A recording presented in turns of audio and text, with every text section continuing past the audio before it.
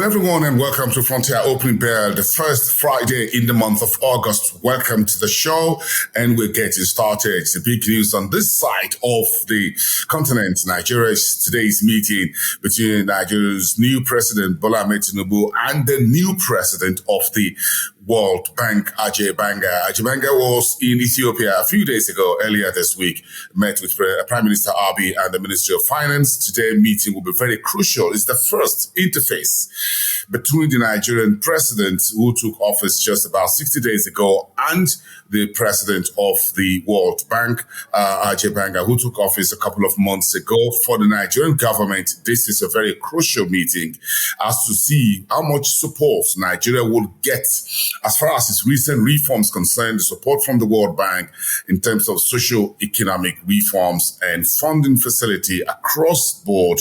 Let's see what happens today. We'll report back on Monday. But let's start with the market as always.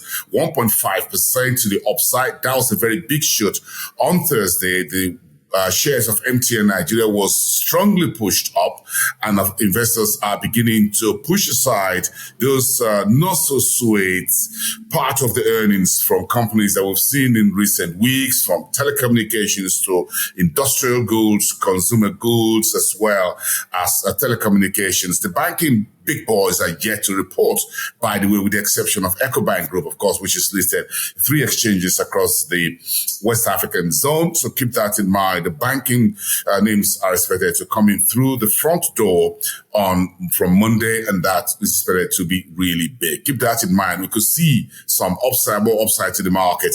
So that looks like a very good, nice Thursday. 65,000, we went back to that because that reading of the index on the main index on Thursday, 206.046. That's a bit of a pullback, 0.3% for the regional French-speaking West African exchange in West Africa. That's in Abuja, the Ivorian financial capital. The Egyptian stock market finished very soft, just about 2 notches down in Cairo. The market will resume on Monday. The Nairobi stock market better by 26 points, 105.80.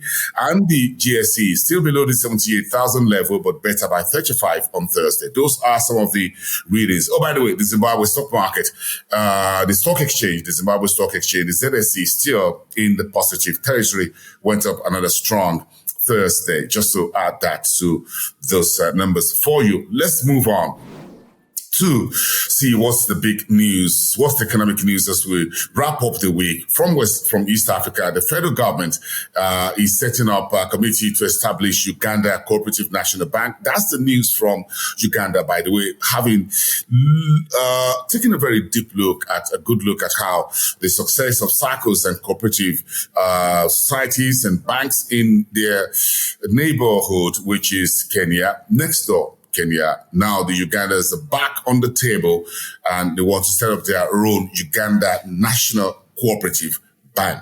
That will be good. Get banking services down to the bottom of the pyramid, and of course get a whole lot more in terms of financial inclusion. The Kenya dollar deposits value in the banks went up to about 185 trillion shillings in June. That's quite very heavy, by the way, as the exchange rates, dollar shillings value, we've seen a decline in that. The Kenyan shilling trading water on the US dollar. So more Kenyans are putting more dollars in their accounts, by the way, because that looks as a currency to hold. Uganda's second quarter value of government bonds was up about 5.8 trillion shillings. That also came in the week, where Bank of Africa Tanzania is unveiling a new agency banking, which is part of ramping up on its operations and expansion within the Ugandan market. Those are the headlines as we go into the weekend. Look at Nigeria, talk about World Bank President Ajay Banga touching down in Nigeria today and wrapping up his week-long tour across the continent. Of course, the big news coming through, not so sweet, is that the GSK, that iconic pharmaceutical manufacturing company in the UK, has served a notice of exit from Nigeria. Of course, a couple of weeks ago, news started filtering in that GSK products or GlaxoSmithKline products are becoming scarce in Nigeria. various drugs and vaccines and all of that, over-the-counter drugs, by the way, in the main. Now, it's been confirmed. So GSK would suspended officially to exit from the Nigerian exchange. It will be a very bleary-eyed goodbye to GSK. It's been an iconic pharmaceutical drug-making company in Nigeria for several decades. And this is no good news, as it were, for the Nigerian industry. But let's see whether local manufacturers will be able to step into the shoes of GlaxoSmithKline. And that's the GSK story. As far as the market is concerned, the Naira tread the water on Thursday. Again, on the street, the Naira dollar was around 850, according to certain market sources. That's, again, as we saw, a bit of a rebound in the US dollar position. The Debt Management Office for Nigeria yesterday listed 150 billion Naira sukuk, sovereign sukuk, on the NGX, as well as the FMDQ Securities Exchange. And Axis Bank in Ghana reporting first half net profit jump of 65%, trying to shake off the January-February issues around the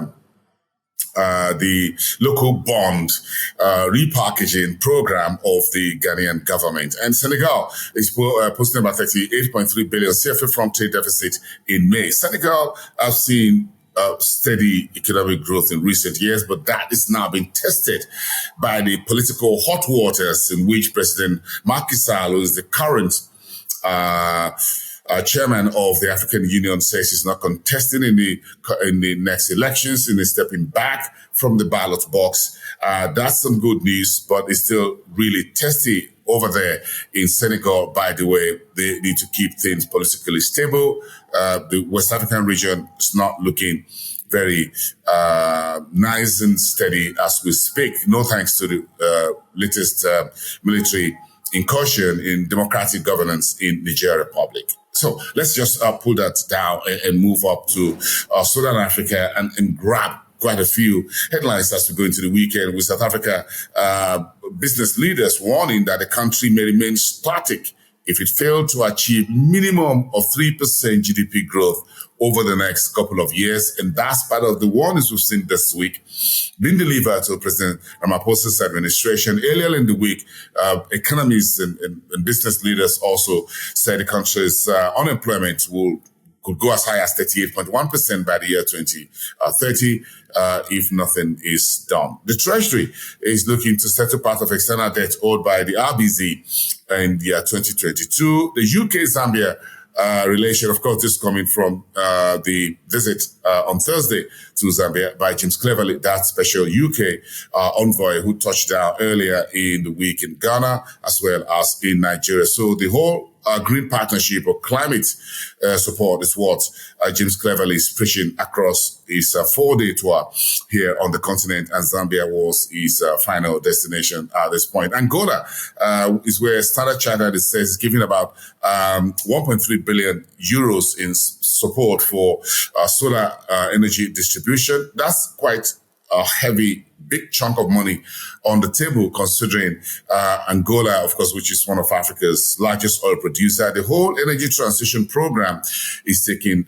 shape, and Standard Chartered is ready to support Angola as it transits from fossil fuel to cleaner energy. And that's where that 1.3 billion euros support is coming from.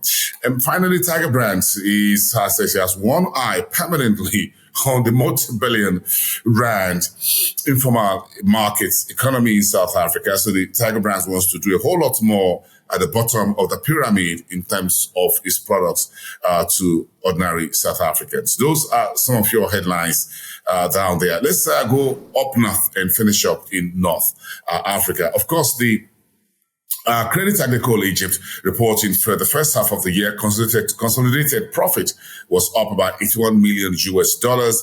A whole lot more earnings news coming from there, with the CIH Bank completing acquisition of the Moroccan BMCI Asset Management. That's also as far as the market is concerned. However, Saudi Arabia's cabinet has signed approved the memorandum of understanding with Egypt as far as electricity and renewable energy is concerned. They've got demand for gold bars and coins in Egypt went up as high as 300% in the second quarter. That's April to June.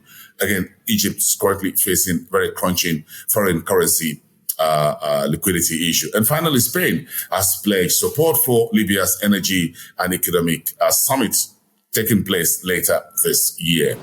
Now, those are your business investment and market headlines for this Friday, the 4th of August. I am Bosin Amafai. See you back next week. We've got a whole lot to unpack for you. Have a great weekend and bye for now.